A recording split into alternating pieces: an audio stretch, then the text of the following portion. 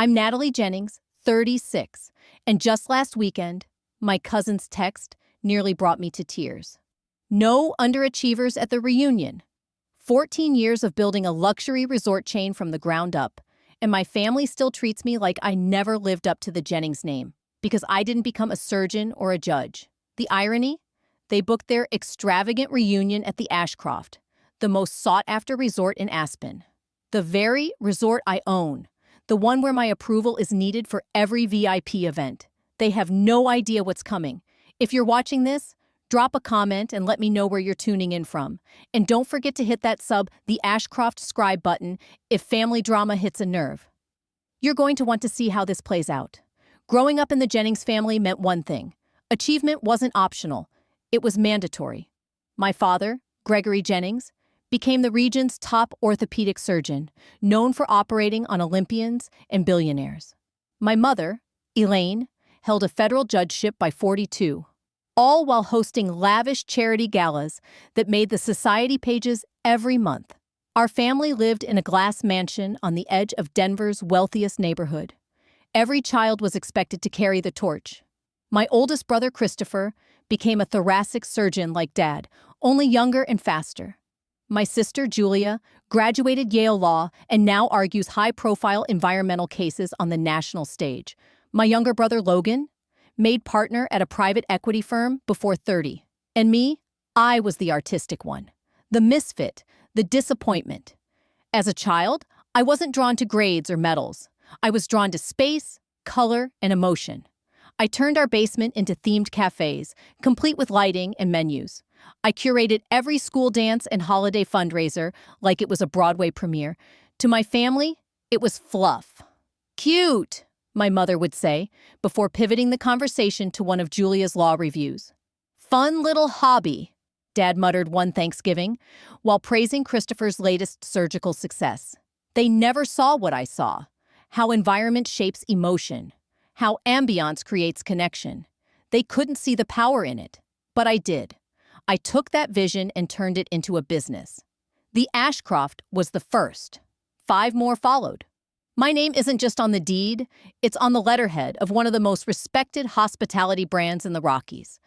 And when my family walks into that grand ballroom, they'll be standing under a chandelier that bears my signature design, under a logo they've never acknowledged. Until now. The Jennings family reunion went exactly as expected. Held every 5 years at some grand estate or country club, this year's was hosted by my Aunt Lorraine, my father's eldest sister, and the self-declared queen of tradition since both my grandparents passed. She married into oil money in Texas and never let a single soul forget it. These reunions weren't warm, fuzzy family affairs. They were more like a performance review mixed with an Ivy League mixer. An arena where every conversation was a silent duel of resumes. Logan's portfolio outpaced the S&P by 30% this quarter. Julia just closed a major case for the EPA. The media's calling her the next Ruth Bader Ginsburg. Christopher's technique just got FDA backing. He's going to be flown out to Switzerland to train their surgical staff. And then there was that moment when the room got just quiet enough for someone to turn toward me with forced cheer and say, "And you, Natalie? Still playing hotel manager?" Aunt Lorraine always delivered the line with a sugary sting. She'd never worked a day in her life, but carried a pearl-handled judgment sharper than any scalpel in Christopher's hands. She'd married Uncle Walter, whose family had old Houston money when she was barely 22. She wore her husband's wealth like armor, wielding it to remind the rest of us where the bar was set. At my high school graduation, while others offered hugs and kind words, Aunt Lorraine clinked my glass and said, "Hospitality school? Honey, that's just being a maid with better outfits. Jennings don't serve. We're served." My cousin Lauren, her daughter and Yale pre-med golden girl, shot me a look equal parts pity and superiority before drifting back to her elite circle of peers. In the Jennings world, success followed a specific blueprint. Ivy League degree, 6-figure title, prestigious zip code, repeat. There were no detours, no artistic license. Just golden paths carved by generations before us. So when I chose to attend Cornell's School of Hotel Administration, rather than follow the expected pre-law or pre-med track, it was treated like treason. My father's disapproval arrived in the form of long silences and veiled jabs, my mother's in dramatic sighs and whispered warnings about wasting potential.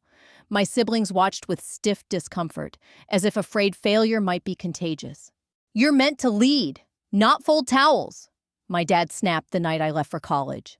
But what they never understood was that hospitality wasn't servitude to me.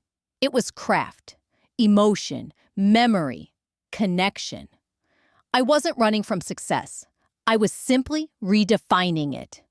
Before I boarded the flight to Ithaca, I scribbled a quote in my journal by Maya Angelou that still grounds me. People will forget what you said. People will forget what you said.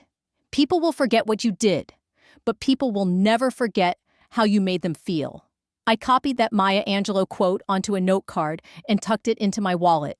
It stayed with me through every tense family gathering, every smug comment about real careers, and every time I left feeling like I didn't belong. It became my quiet battle cry. The weekend I left for Cornell, Aunt Lorraine hosted a dinner to celebrate Christopher's first published medical paper. As the champagne flowed and accolades filled the room, she raised her glass, glanced deliberately at me, and toasted, "To those who pursue excellence over ease." The message couldn't have been clearer. I was the cautionary tale. What they didn't know was that I was about to take on the hardest challenge of my life, one they never would have survived with their silver safety nets. Cornell's School of Hotel Administration was no vacation. The coursework was grueling: finance, operations, marketing, all taught through the lens of world-class service. Every week demanded more than the last. While some of my peers called home for weekend flights and surprise Venmos, I stayed silent. I had drawn my line. I would either rise on my own or fall with my dignity intact. 3 months into my freshman year, my father called. The terms were clear: transfer to pre-law by spring or we cut you off. In the background, my mother added tearfully, "Natalie, we just want what's best for you." I took a breath and said the scariest words of my life. "Then cut me off." And just like that, I was alone. I worked the graveyard shift at a local hotel from 11 p.m. to 7 a.m., napping between lectures. On weekends, I catered weddings and wiped down tables at alumni banquets. When the dorms closed over breaks, I slept in professors' guest rooms while house-sitting to save on rent. My grades dipped early on. But what I was learning, grit, humility, strategy, was worth more than any straight A transcript. By junior year, I was managing the front desk of the Statler Hotel on campus, holding a 3.7 GPA and living off coffee, frozen burritos, and sheer willpower. I still sent my siblings birthday cards, handwritten, from the $1 rack at the campus store. Meanwhile, my Instagram feed showed my family sipping champagne in Lake Como, clinking glasses at Michelin-starred spots in New York. Eventually, I deleted the app. Out of sight, out of mind. After graduation, I landed a job as assistant manager at a budget hotel in Newark, New Jersey. The pipes rattled, the linen carts were rusted, and the GM cared more about cutting costs than staff morale. This wasn't the glamorous hotel life they had sneered at, but it was the beginning of mine. One night, after calming down an irate guest furious about an overbooked suite, I collapsed into the back office and cried. I was overworked, underpaid, and starting to question every decision that brought me here. That's when Jackson Miller walked in. He was the regional director for our hotel group, and that night, he'd shown up unannounced to conduct a surprise inspection. I braced for criticism, but instead of listing everything I'd done wrong, he just sat down across from me and said, "You've got something rare, Natalie." I sniffled, trying to apologize, but he cut me off. "You're thinking about how the guest feels, even when you're at your breaking point. That can't be taught." Jackson became the mentor I never had. While my family saw failure, he saw potential. Under his guidance, I relocated to Philadelphia to help rescue a boutique property on the verge of closing. I worked 16-hour days, revamped everything from the lobby lighting to the late checkout policies. In 6 months, occupancy rates jumped 40%. I got my first real bonus, 5 figures. It felt like validation. I called my mom to share the news, hoping for even a sliver of pride. "That's nice, dear," she said absently. Did you hear Julia is engaged to a federal judge's son? The wedding's at the Four Seasons next May. Make sure you wear something appropriate. The conversation quickly shifted to floral arrangements and champagne tears. My bonus? Forgotten. After hanging up, I stared at the check in my hand. Then I framed it. A reminder that my wins matter, even if no one claps. By my late 20s, holidays with my family became painful rituals. Each gathering was a parade of subtle dismissals. One Thanksgiving, Logan, my younger brother, asked about my salary, then smirked when I told him. "You're meant to lead, not fold towels," my dad snapped the night I left for college. But what they never understood was that hospitality wasn't servitude to me. It was craft, emotion, memory, connection. I wasn't running from success. I was simply redefining it. Before I boarded the flight to Ithaca, I scribbled a quote in my journal by Maya Angelou that still grounds me. People will forget what you said. People will forget what you said. People will forget what you did. But people will never forget how you made them feel. I copied that Maya Angelou quote onto a note card and tucked it into my wallet. It stayed with me through every tense family gathering, every smug comment about real careers, and every time I left feeling like I didn't belong. It became my quiet battle cry. The weekend I left for Cornell, Aunt Lorraine hosted a dinner to celebrate Christopher's first published medical paper. As the champagne flowed and accolades filled the room, she raised her glass, glanced deliberately at me, and toasted, "To those who pursue excellence over ease." The message couldn't have been clearer. I was the cautionary tale. What they didn't know was that I was about to take on the hardest challenge of my life, one they never would have survived with their silver safety nets. Cornell School of Hotel Administration was no vacation. The coursework was grueling: finance, operations, marketing, all taught through the lens of world-class service. Every week demanded more than the last. While some of my peers called home for weekend flights and surprise Venmos, I stayed silent. I had drawn my line. I would either rise on my own or fall with my dignity intact. 3 months into my freshman year, my father called. The terms were clear: transfer to pre-law by spring or we cut you off. In the background, my mother added tearfully, "Natalie, we just want what's best for you." I took a breath and said the scariest words of my life. "Then cut me off." And just like that, I was alone. I worked the graveyard shift at a local hotel from 11 p.m. to 7 a.m., napping between lectures. On weekends, I catered weddings and wiped down tables at alumni banquets. When the dorms closed over breaks, I slept in professors' guest rooms while house-sitting to save on rent. My grades dipped early on. But what I was learning, grit, humility, strategy, was worth more than any straight A transcript. By junior year, I was managing the front desk of the Statler Hotel on campus, holding a 3.7 GPA and living off coffee, frozen burritos, and sheer willpower. I still sent my siblings birthday cards, handwritten, from the $1 rack at the campus store. Meanwhile, my Instagram feed showed my family sipping champagne in Lake Como, clinking glasses at Michelin-starred spots in New York. Eventually, I deleted the app. Out of sight, out of mind. After graduation, I landed a job as assistant manager at a budget hotel in Newark, New Jersey. The pipes rattled, the linen carts were rusted, and the GM cared more about cutting costs than staff morale. This wasn't the glamorous hotel life they had sneered at, but it was the beginning of mine. One night, after calming down an irate guest furious about an overbooked suite, I collapsed into the back office and cried.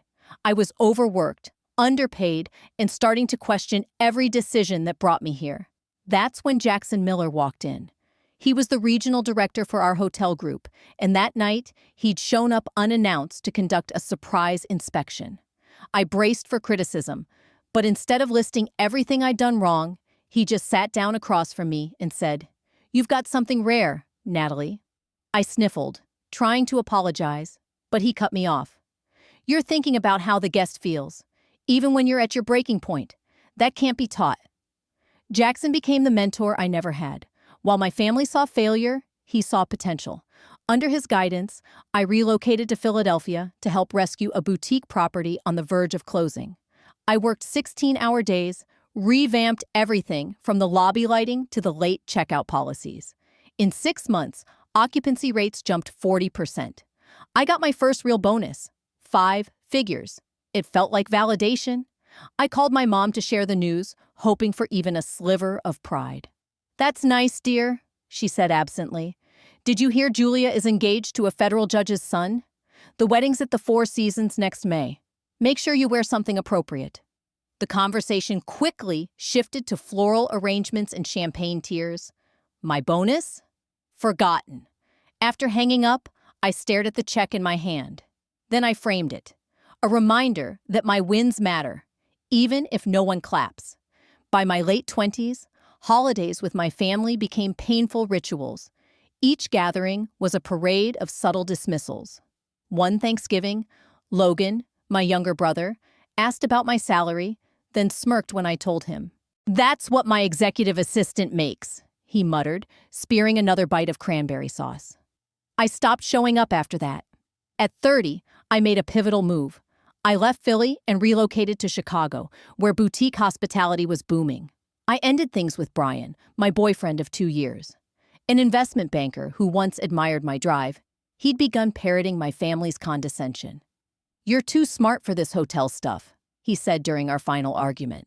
"You could be running a real company instead of babysitting late check-ins." The breakup hurt, not because I was heartbroken, but because it confirmed what I already feared. Maybe no one would ever really get me. But Chicago brought something else: freedom. In a city where no one knew me as the Jennings disappointment, I was just Natalie. I took a job as director of operations for a new hospitality concept aimed at millennial travelers. Sleek, immersive, unapologetically different, just like me. The pay was still modest, but I was learning hospitality from the inside out, how every piece of the puzzle fit together. From managing linens to fine-tuning ad campaigns, I soaked up knowledge like a sponge. I wasn't just clocking hours. I was building something. Still, the loneliness could be brutal. During the holidays, I'd walk through the lobby and watch guests embrace their parents, kids, spouses, laughter echoing down the marble halls. And I'd keep walking, carrying my clipboard, and the ache of being unseen by the people who were supposed to care most. I made friends among staff, bartenders, concierges, night auditors. Good people, but I kept them at arm's length. After so many years of rejection, opening up felt too risky. What my family never realized during those lean years was how intensely I was studying the industry. Every complaint taught me how to listen better. Every budget cut made me think smarter. Every shift spent fixing other people's messes gave me new tools for leadership. I wasn't stuck. I was strategizing. Chicago shifted everything. 6 months into my role at the boutique hotel, I met Sophia Reynolds at a hospitality mixer downtown. She was in her early 40s, no nonsense, and famously self-made in the tech world. We hit it off over an overpriced charcuterie board and a bottle of Malbec. She listened, really listened, as I shared my ideas about redefining luxury. "Everyone's obsessed with stuff," I said. "But true luxury is when a guest feels seen before they even ask." 3 hours and 2 bottles later, she slid her card across the table. "Let's talk more next week. I'll bring my team." I didn't hold my breath. I'd heard 100 empty promises from people with too much money and too little follow-through. But Sophia was different. She showed up. She challenged me. She respected the work. A month later, we signed papers. She would be the primary investor in my first hotel concept. "Your family must be proud," she said, as we closed the deal. I smiled, tight-lipped.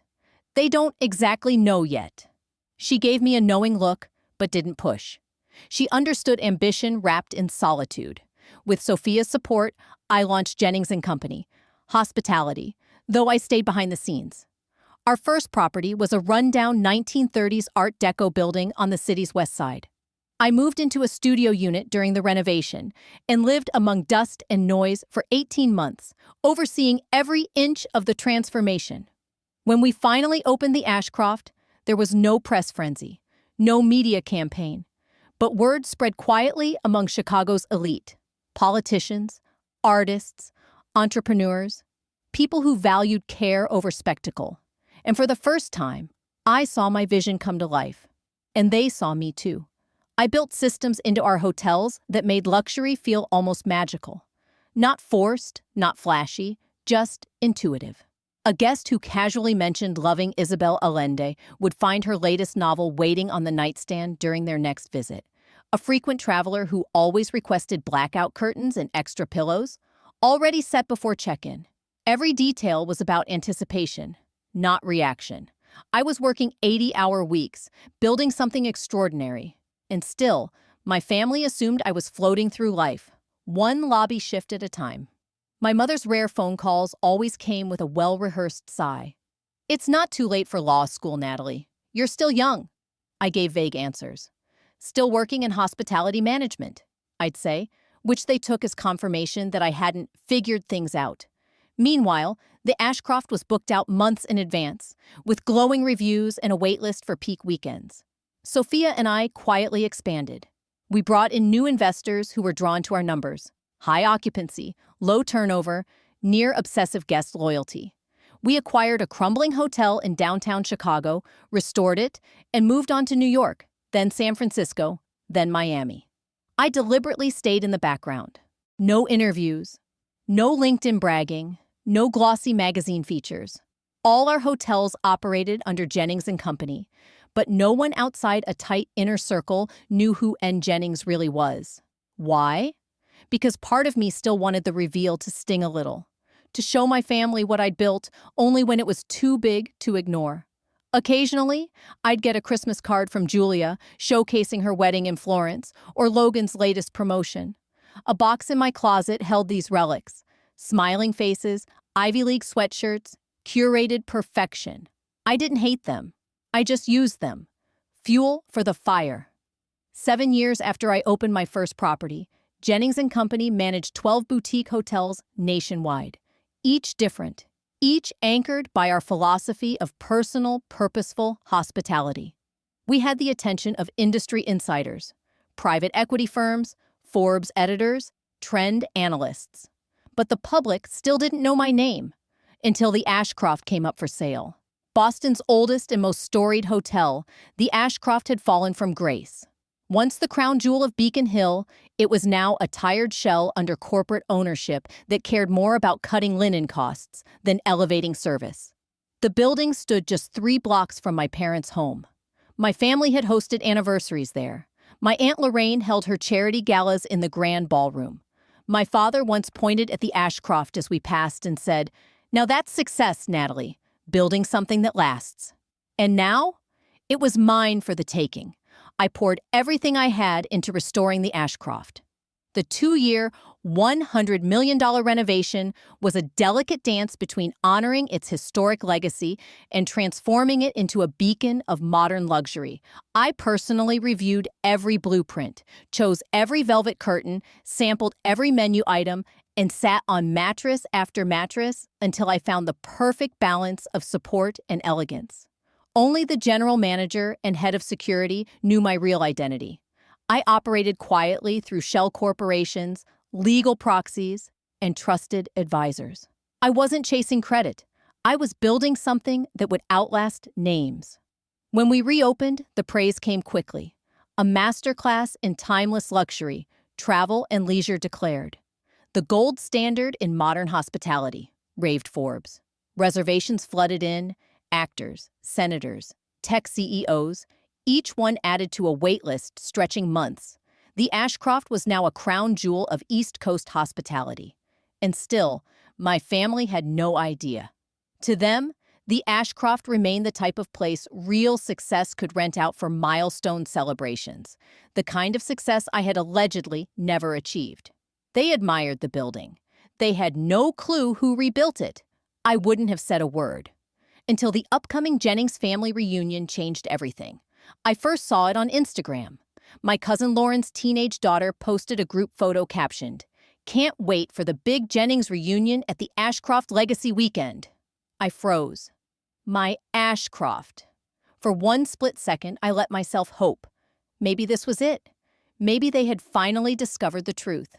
Maybe this was their subtle olive branch, their way of saying, "You made it. You belong." I should have known better.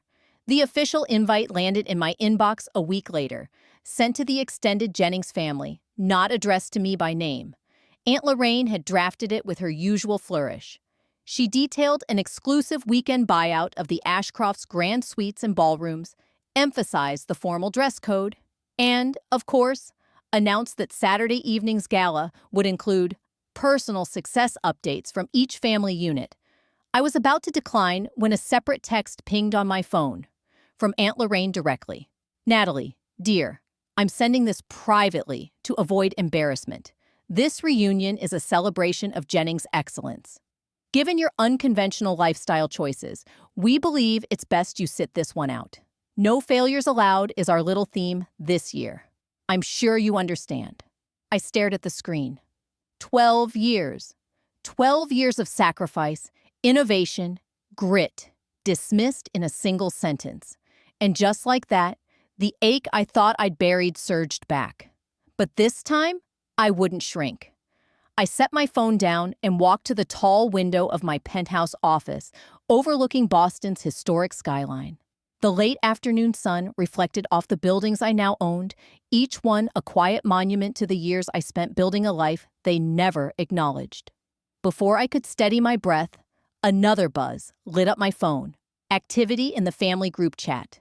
Someone had asked if I'd be attending the reunion.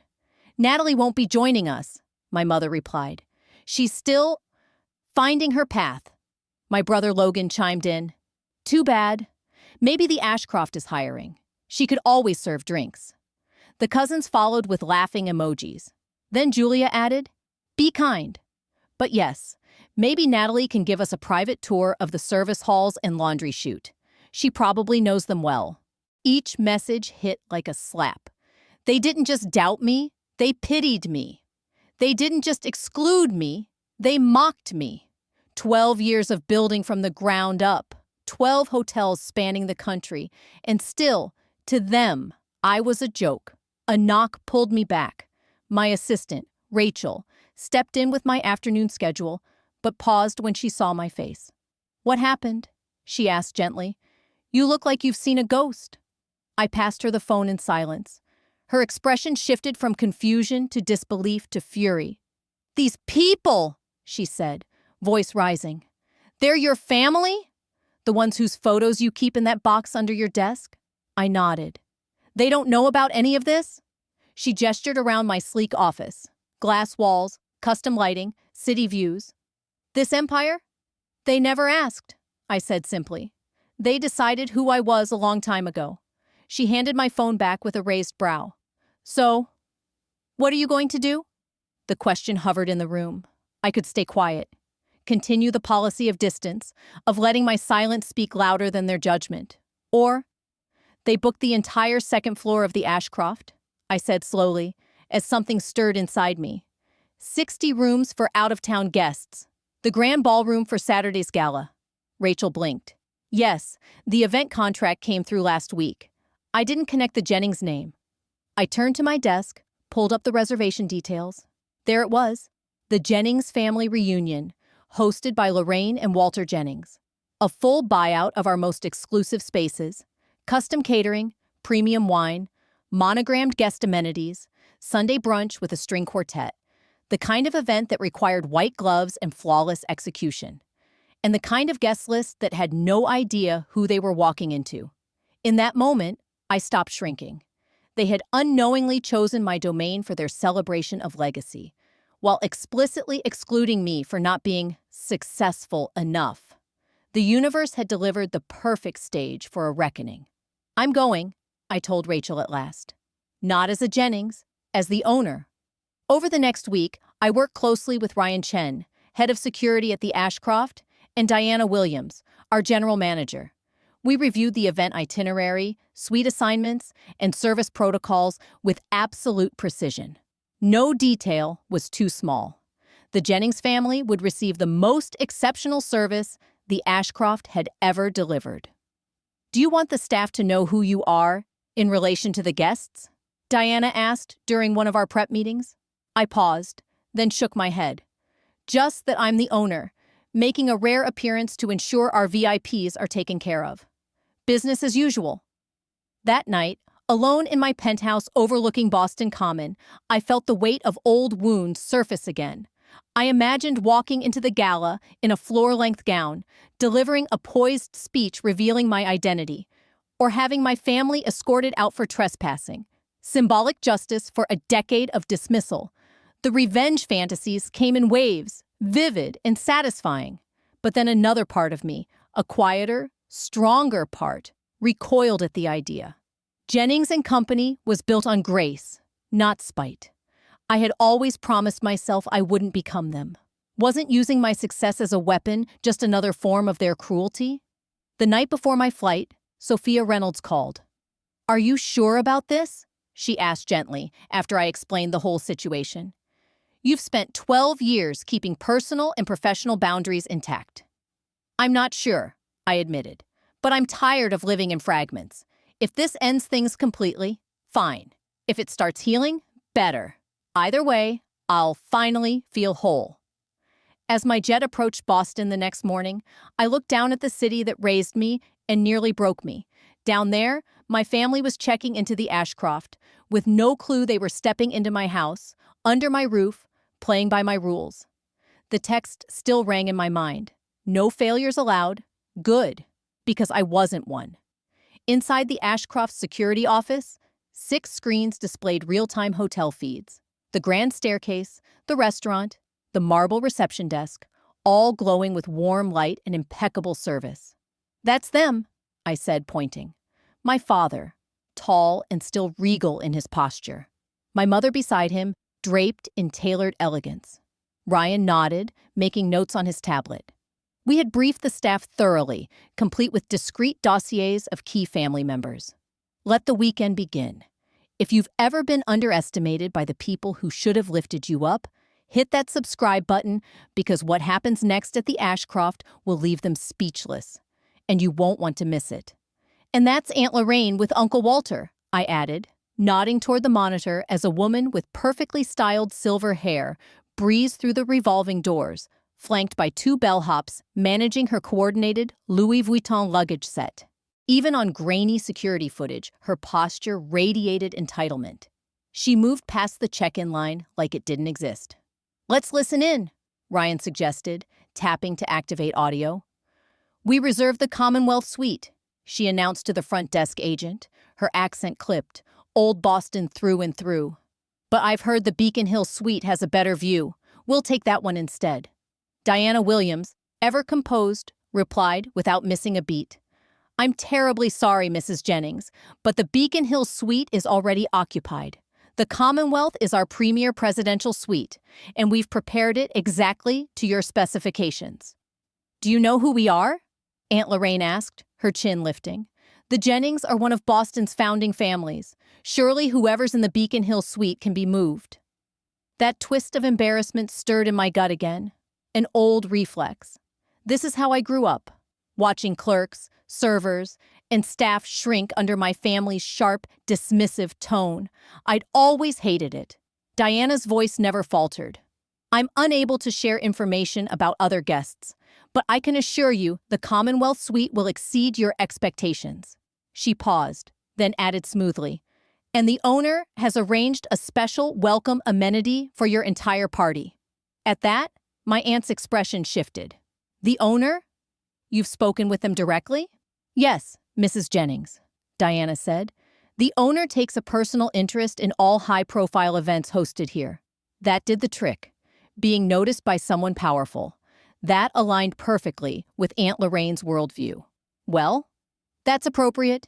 Very well. The Commonwealth will do." As Diana led her to the private elevator, I finally exhaled. I hadn't realized I'd been holding my breath. "Your staff handles entitled guests like seasoned pros," Ryan remarked. I gave a faint smile. "They've been trained by the very best." Throughout the afternoon, I watched the rest of the Jennings clan arrive.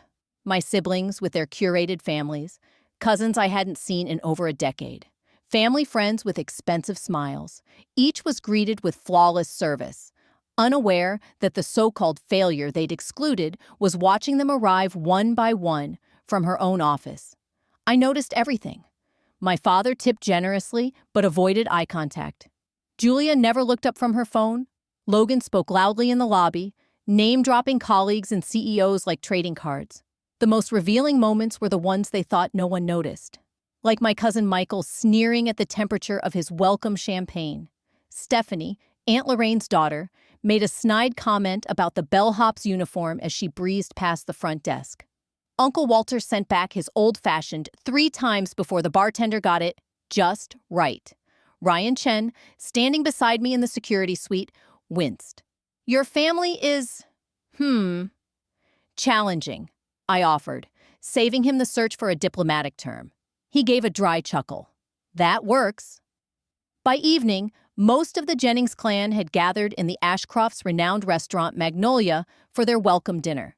I stepped quietly from the security suite into the private observation room, an adjacent space outfitted with one-way glass and soft lighting.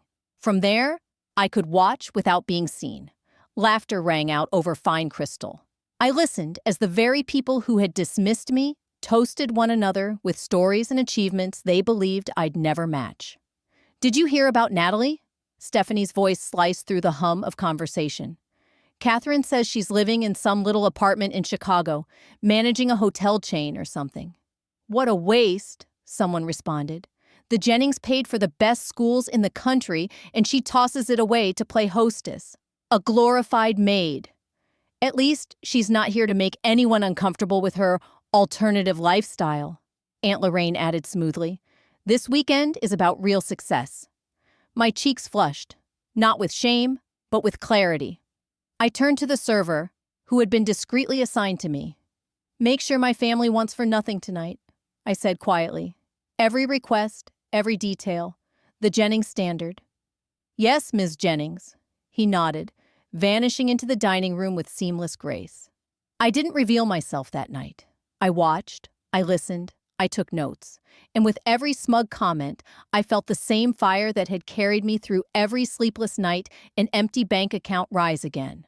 I belonged here, not for them, but in spite of them.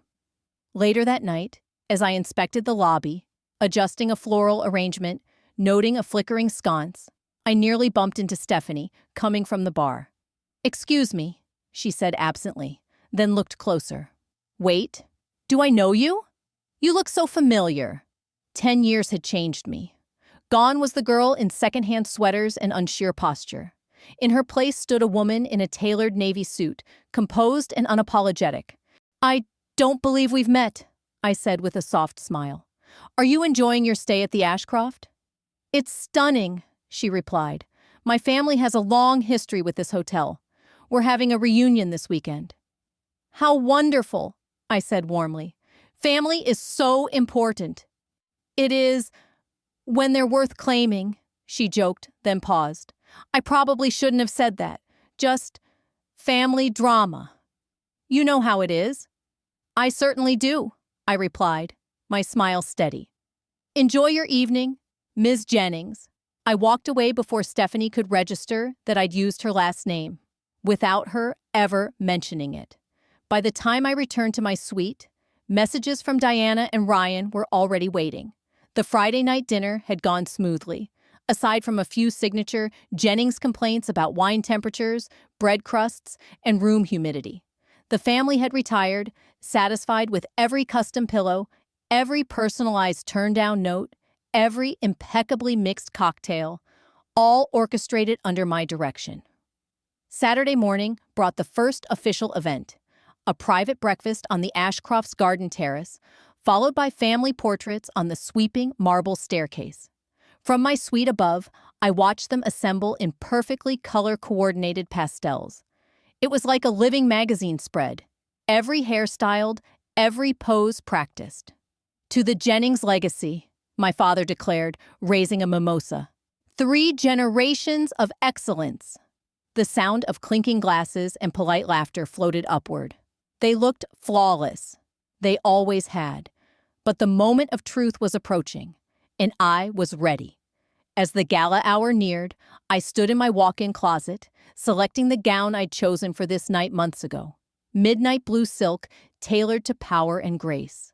I wore my hair swept back, bold but simple earrings, and the quiet confidence of someone who no longer needed permission to exist. Would there be apologies tonight? Denials? Would they claim they'd known? Or worse, take credit? Or would they be forced finally to reckon with who I had become? 12 years of exclusion, of silence, of being called the one who never quite made it, had brought me here, not in spite of them, but without them. Saturday evening arrived like a storm of elegance. The Ashcrofts' grand ballroom had been transformed into a dream of gold, cream, and candlelight. Chandeliers glistened overhead. Every table held handcrafted floral arrangements curated to reflect the Jennings family crest. A string quartet played softly near the window-lined terrace. Staff moved gracefully through the room in crisp uniforms, trays gliding like choreography. From my private office adjacent to the ballroom, I stood behind the one-way glass, watching them. The family, my family. Designer gowns, polished cufflinks, every detail polished to perfection. Exactly the image the Jennings had spent decades perfecting for the world. Diana entered quietly, composed as always. "Everything is proceeding exactly as planned," she said. "The family seems thrilled." "And the special instructions?" I asked. "All in place," she confirmed. "The staff has been briefed. They're ready when you are." "They still don't know you're connected to the guests," Diana had said before I left my office. "But they understand tonight is significant." I nodded, smoothing a hand over the midnight blue silk of my gown. Sophisticated, but understated. Designed for presence, not performance. I didn't want to look like an idea of success. I wanted to look like myself. "I'm going to circulate a bit," I told her. "Take the temperature before I make myself known." With a steadying breath, I entered the ballroom through the side corridor. Just another elegantly dressed woman amid candlelight and soft classical music. The benefit of estrangement? Half the room wouldn't recognize me after a decade. I moved through the clusters of guests like smoke, listening. Christopher just secured another research grant, $3 million for his pediatric neurology project. Logan closed the Jensen deal, the journal's calling it the acquisition of the year. Julia's being considered for a federal judgeship, youngest in the region's history. The Jennings parade of accomplishments flowed as predictably as ever. Where once I would have shrunk, now I simply observed. Near the bar, I overheard my mother chatting with an old family friend. "This hotel has far exceeded our expectations," she said. "Lorraine was right to insist on it. They say the owner is some elusive billionaire who approves every detail personally." The friend nodded knowingly. "I heard they turned away a pop star for being rude to staff. Sent her to the Marriott." I couldn't help the faint smile tugging at my lips. That had been me, defending a teary-eyed desk clerk and ensuring the star's bags were already waiting at another property before her tantrum had ended. As I turned from the bar, I nearly collided with my mother. Up close, I noticed the lines time had drawn around her eyes, the slight sag at her jawline, even beneath artful cosmetic work. She blinked, puzzled. "Excuse me, do we know each other?"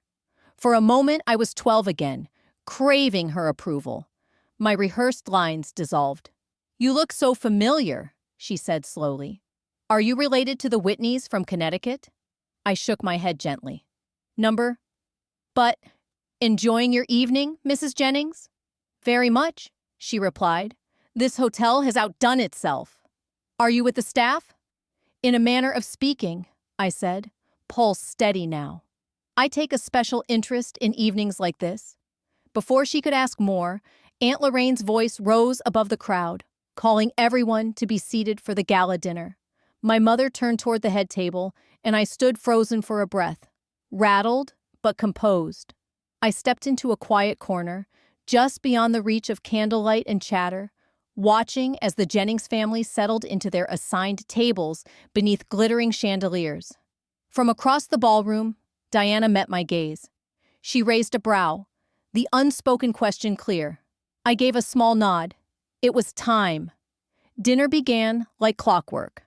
The curated menu, sea scallops with saffron beurre blanc, herb-crusted lamb, and dark chocolate soufflé, reflected the Ashcrofts' elevated culinary standard. I'd selected every detail myself. The wine pairings, the ambient lighting, the unobtrusive timing of each course.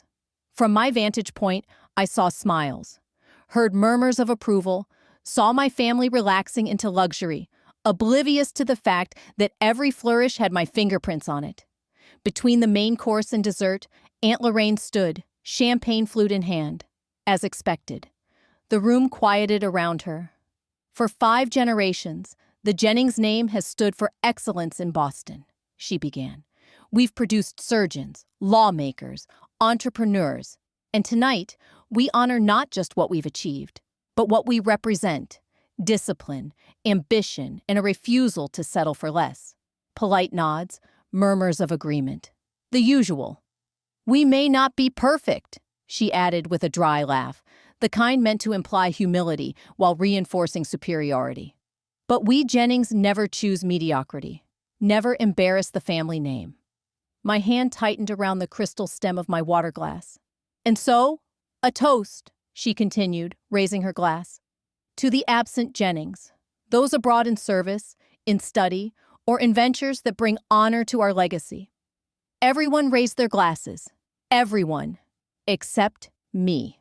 Because the omission wasn't careless. It was deliberate. They still didn't know.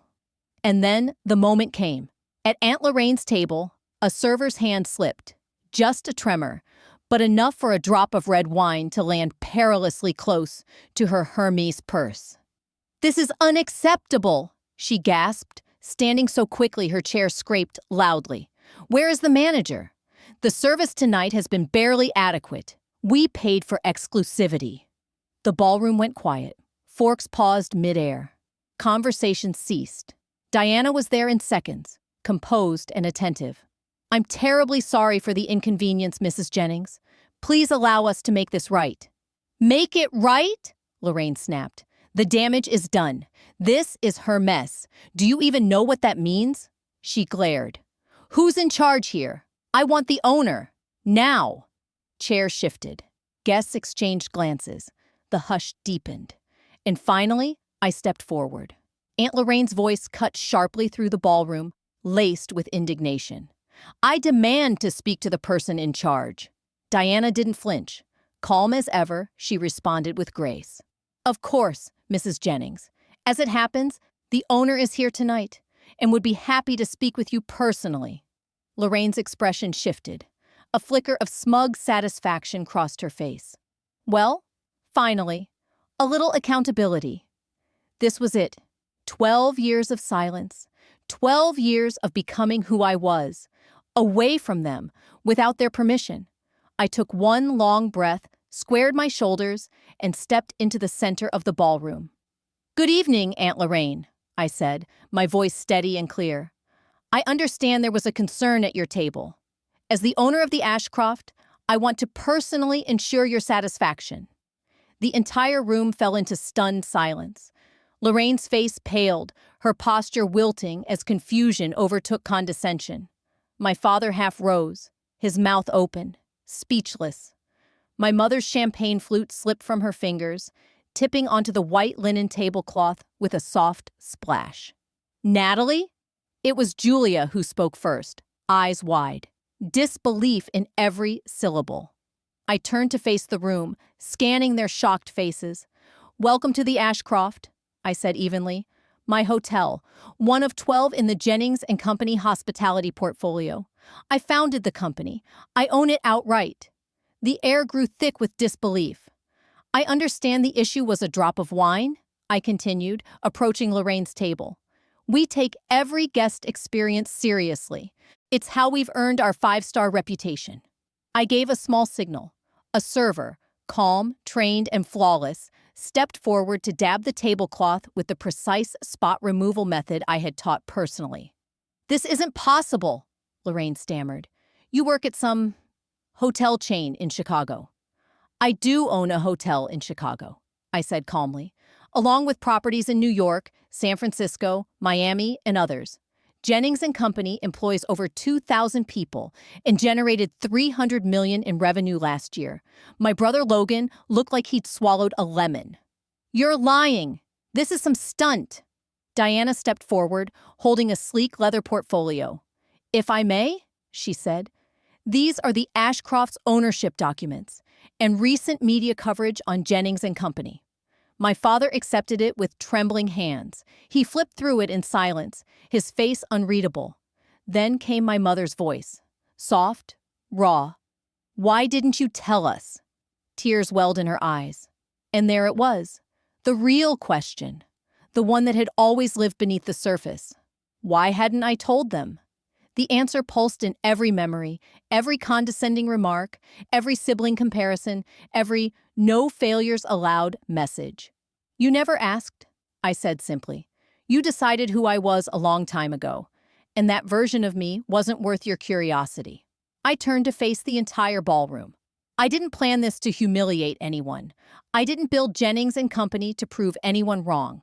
I did it because I love creating spaces where people feel valued, where experience matters, where excellence is defined by more than title or pedigree. My eyes drifted back to Aunt Lorraine, whose usual commanding posture had visibly crumbled. The Jennings name does stand for excellence, I continued, but excellence takes many forms. Sometimes it's a surgical breakthrough, sometimes it's a courtroom victory, and sometimes, I let the pause linger, it's turning a wine spill into an opportunity to show grace. The silence in the room was absolute, not uncomfortable, just full. Full of reckoning, full of realization. For years, I'd imagined this moment, the gasps, the apologies, the power shift. But now that it was here, I didn't feel victorious. I just felt real, seen, solid. Please, enjoy your dessert, I said at last, nodding toward the servers who had been waiting discreetly. The Ashcroft's chocolate soufflé is worth remembering, and tonight is still, after all, a celebration of family. I turned to go, but then my father rose. He walked slowly toward me, uncertain in a way I'd never seen before. Natalie, he said quietly, I don't know what to say. For the first time as an adult, I looked him directly in the eyes and didn't shrink. You don't need to say anything tonight, Dad, I said softly, but if you're open to it, we have time for new conversations. And with that, I walked out of the ballroom. Not to escape, but to exhale. The weight of years finally off my shoulders. The aftermath was quiet chaos dressed in elegance. Some relatives avoided me entirely. Others stared as I passed, still trying to reconcile their assumptions with the truth standing before them. Aunt Lorraine spent most of Sunday holed up in her suite, blaming a sudden migraine. I had her favorite tea sent up with house-made shortbread, not as mockery, but as a quiet lesson in what hospitality truly is. Caring for people, even when they haven't earned it. The first real conversation came Sunday morning. Julia, my sister, knocked gently on my office door. She stepped in cautiously, her heels barely making a sound on the polished oak floors. Her eyes moved across the room, my office, taking in the curated art, the sleek furniture, the understated power that came with a space clearly designed for someone in command.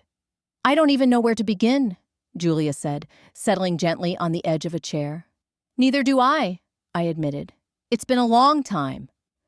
Julia had always been the golden child, focused, polished, the very embodiment of our parents' ideals. Looking at her now, I saw more than ambition. I saw exhaustion, the fine tension at her temples, the wear of holding it all together. Why didn't you ever tell me? She asked softly.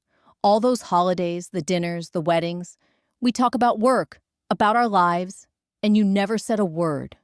I gestured around the space. Would you have believed me? Or would you have thought I was just trying to save face? Her silence said everything. The truth is, I continued, every time I reached a milestone, our first opening, the expansion to New York, the press coverage, I thought about sharing it. But I kept remembering the way you all looked at me, like I was chasing a hobby, like I was pretending. She dropped her gaze. I didn't know, she whispered. I mean, I knew we gave you a hard time. I just never imagined how deep it cut. It's not just about hurt feelings, I said quietly. It's about being seen, being respected, for who I am, not who you all expected me to be. Then something unexpected happened. Julia opened up. She admitted that her own life, so perfectly curated on the outside, was quietly crumbling. Her marriage strained, her children growing up faster than she could grasp. Her career, while prestigious, left little room for joy. "I look at you now," she said, "and I wonder if you got it right. You built this life on your terms. You didn't fake your way through it." By Sunday, both Christopher and Logan had found their way to me as well. The conversations varied, some defensiveness, some honesty, but underneath it all was the same thread: doubt. Even as they carried the Jennings torch of prestige, they were questioning the cost. Christopher confessed to burnout. Logan, blunt as ever, said, "I make ridiculous money moving numbers." You make people feel something. Honestly, I'm not sure who really won. But the hardest conversation came that evening. My parents asked to meet, privately, on the garden terrace. They were already seated when I arrived, side by side on a bench. They looked smaller than I remembered, less like symbols of authority, more like people. "We owe you an apology," my father said. The words didn't come easily, but they came. "Many apologies, actually." My mother's voice was soft as she reached across the table and took my hand. "We were wrong, Natalie, about your choices, about what success looks like, about you."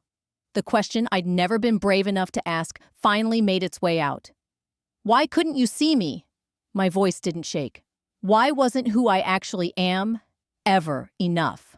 My father looked away, jaw tight, unable to hold my gaze. "We thought we were guiding you," he said at last, "protecting you by pushing you toward security, respectability. We couldn't imagine success outside the boundaries we'd always known." "That's explanation, not excuse," my mother added, eyes glistening. "We should have supported your vision, even if we didn't understand it. We should have trusted you." It wasn't a miracle fix.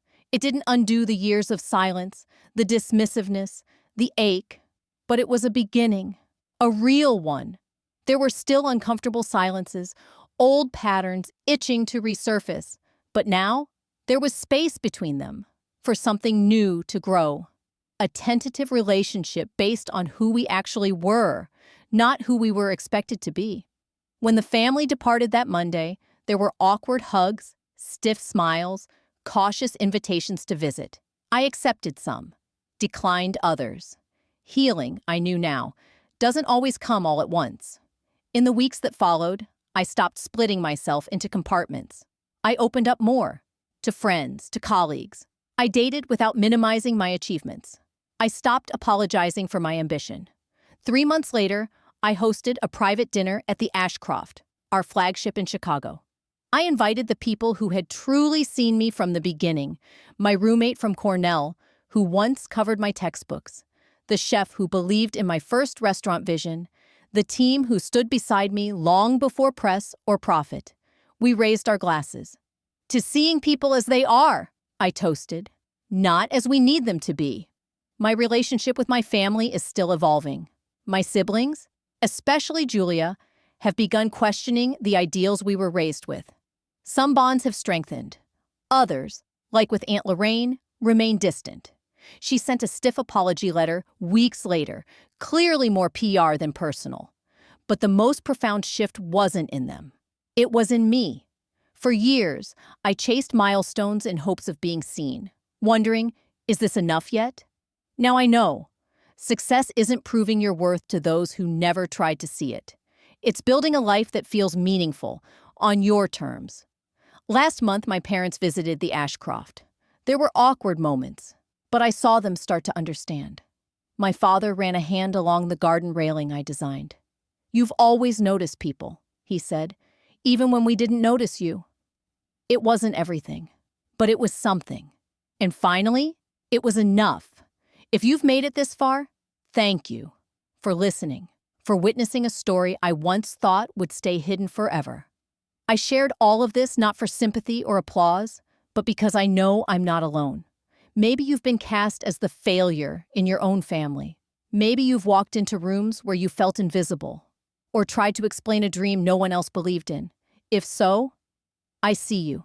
I built Jennings & Co., not just to offer luxury hospitality, but to prove, to myself more than anyone, that quiet determination can outlast loud judgment, that success doesn't have to shout. It can whisper through care, integrity, and vision. Still, this journey has been anything but easy. And now that you've heard my story, I'd love to hear yours. If you've ever felt underestimated by your family or carved your own path in spite of doubt, share it with me in the comments. What did you learn? How did you rise? What would you tell the you from 10 years ago? And if you're still in the middle of that climb, here's my advice.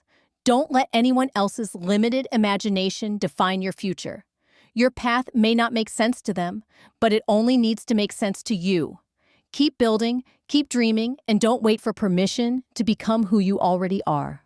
If my story moved you, please consider subscribing, not just to support me, but to remind others like us that we're not alone, and that even the quietest voices can echo far beyond what anyone expects. We're all writing our own definitions of success.